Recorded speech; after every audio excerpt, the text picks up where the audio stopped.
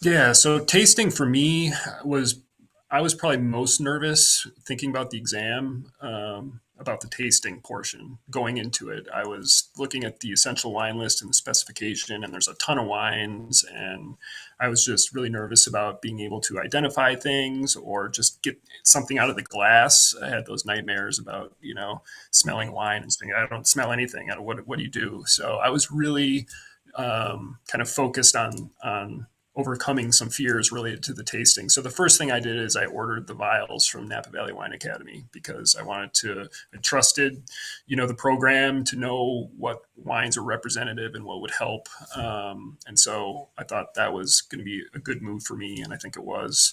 I went to each class, live online because I wanted to be there and participate and kind of go through the experience. With the instructor.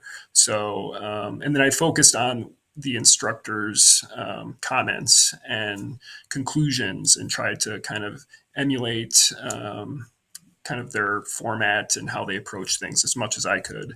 And so I tried to take really good notes on each wine that we sampled during the class, writing out full notes, doing the dry tasting notes that for the feedback test. I thought that was really helpful too.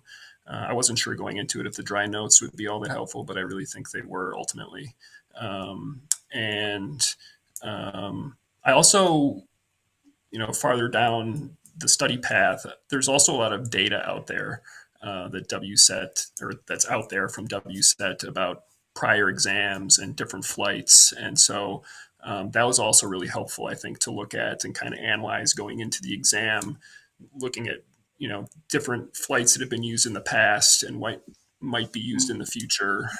And Napa Valley Wine Academy had a prep session for tasting specifically before the exam that was really helpful. For example, they said, the instructor said, here's a list of the common varietals for the varietal flight. So that can kind of narrow things down in your mind at least and say, okay, I don't have to be worried too much about some of these kind of unique one-off varietals that might be on the essential wine list, but probably aren't going to be on a flight of three different styles of that varietal. So that's kind of how I got into the tasting and worked through it.